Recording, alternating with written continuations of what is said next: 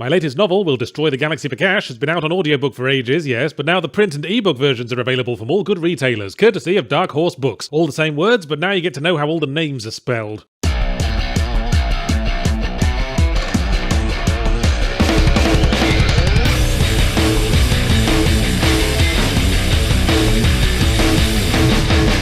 Ah, Vikings. Who doesn't like Vikings? English monasteries. Oh, right. Anyone who's ever been forced to listen to Norwegian black metal? Yes, thank you. The point was, in the games industry, it seems to be only a matter of time before you go full Viking. God of War did it, Assassin's Creed are doing it. That new Elden Ring thing that From Software are doing isn't strictly full Viking, I know, but it's definitely giving it some funny looks. Fair play to Assassin's Creed, it held out longer than a lot of series would. I mean, it did the fucking American War for Independence before it did Vikings. That's like forcing yourself to eat all the party napkins before you can have any of the birthday cake. But there's no putting off going full Viking forever, as one of the points on the graph. Ninjas, pirates, Vikings, and I guess maybe cowboys. Hey, is that a Ubisoft drone? Oh shit, it's taking notes. Sorry everyone, don't know how they keep getting in here. If they announce Assassin's Creed Deadwood next year, I guess you can all blame me. Anyway, Vikings and Norse mythology have always been fairly prevalent in the world of video games. Not sure why, maybe it's because it hits all the right notes. It's not just that we get to cleave motherfuckers in twain for looking at us funny, it's that we can do it with a silly accent and a nice beard. So everyone piles into the fun bus to enjoy some cleaving in twain, but Ubisoft, who, let's not mince words, are all over the fucking place these days, stands in front of the fun bus to go, ooh, don't forget the Vikings were a nuanced people who also did a lot of trading and colonizing when they weren't cleaving stuff in twain. Historical accuracy. This game was developed by a multicultural team of extremely large beards and all that, and I can't help feeling there's a bit of wanting to have one's roast boar and eat it going on here, as we and our group of hairy tattooed raiders run up to an English monastery to smash all the windows and set fire to everyone's pubes, and then a monk gets caught in the melee between me and the poorly equipped Saxon bodyguard who was just trying to do his job, and the game goes, whoops, don't kill civilians or you'll desynchronize. The implication being that killing innocent monks is in some way out of character for someone who is, at that precise moment, pillaging a monastery. But let's wind back a little. The plot of Assassin's Creed Valhalla concerns Eivor, a Norwegian warrior whose parents are killed by another Norwegian warrior, but who gets revenge before the prologue is over, which, much like most of the beards involved, leaves things at a bit of a loose end. For want of something to do, and in the wake of Norway being peacefully united under Harald Fairhair towards the end of the first millennium and becoming all lame and non-murdery, Eivor decides to sail to medieval England to start a new life, this being probably the only era in history where people went to England to make their lives more interesting. Most other times that's like going to the Arctic Circle for the beaches. But fate has more in store for Eivor, as for some reason a couple of weird dogmatic fellas with hooded robes and a slight finger deficiency are hitching a ride. Let the record now show that while the Order of Assassins normally reserved their trademark hidden blades for the actual sworn-in devotees to their cause, it seems they also occasionally pass them out to randoms if they seem even vaguely into the whole freedom of oppression thing, or if they just got dragged along to someone's party and forgot to bring a gift, because I can't imagine these assassins not feeling a little awkward after the monastery pillaging starts in earnest. So we have the second Ubisoft sandbox in as many weeks to be set in England. I guess we're making the most of it before Brexit really kicks in and the British government starts selling off national monuments for bread. But while Assassin's Creed Valhalla seems to be a lot stabler than Watch Dogs Legion, and my PC runs it without me having to constantly hold a sick bag in front of the vents, it's also a lot less interesting to talk about. Without a unique selling point like NPC recruitment, it's just another Ubisoft Jiminy Cogthroat, another to-do list of samey stealth action missions with crafting and collectibles. While riding over the green hills of merry England at one point, I suddenly realised that I could switch to Ghost of Tsushima at this moment and probably not fucking notice if it weren't for the main character suddenly wearing a much more interesting hat. There's still the bird scouting and the RPG elements from the last two games, but it's a little closer in spirit to the Assassin's Creed 2 era since you've got a home village to pour resources into and a bit more of a story focus. But who the fuck cares? It's just another point on the line graph, another shake of the bag full of the same shit. The only thing that really marks it out is that instead of the climbing all over elaborately realised cathedrals and palaces we got in previous games, you're leaping across mud huts and wattling and 15 copy-pasted examples of the same Viking longhouse. Because it's the fucking Dark Ages, and they missed the trick by still having us jump into piles of straw and leaves when it would have been much more authentic to replace them with gigantic piles of shit. I guess Ubisoft thought that might have been a little uncomfortably representative of the company's trajectory over the years. The initial spark of getting to play a burly Viking can't be sustained through the subsequent 40 hours of trudging through mud and dealing with political squabbles between people dressed in earth tones in the name of Assassin's Creed's trademark historical accuracy. I was getting sniffy about the ethical ramifications of monastery pillaging earlier, but if anything the game should have leaned more into that. Let us tear shit up, swinging a giant fucketh off hammer as our muscles bulge like mating walruses, and seduce all the hot monk chicks away from their inadequate monk boyfriends. It's this trying to hit all the points at once thing that muddles the tone, trying to make out like we're some kind of freedom fighter while we laughingly set all the pigsties ablaze and hunt down the usual laundry list of Templars that we are assured are evil but who seem to be mostly minding their own fucking business. There's an RPG skill tree split between melee ranged or stealth focused builds, but you have to do all three at various times, so there's not much point in specialising. There isn't really a stealthy way to raid a monastery. I tried floating the idea to my raiding party while we're all sprinting up to the gate waving axes, but turns out it's hard to talk with your shield between your teeth. And there's the longboat, because having your own ship has ticked enough boxes in previous Assassin's Creed games to keep bringing back, but lacking in need for ocean travel. It's just there for moving quickly along rivers, and there's no boat combat unless you notice a particularly antisocial looking frog. So that's Assassin's Creed Valhalla, noteworthy only for its extreme unnoteworthiness. What a dull way to end the video. Here's a picture of a leopard in a scarf.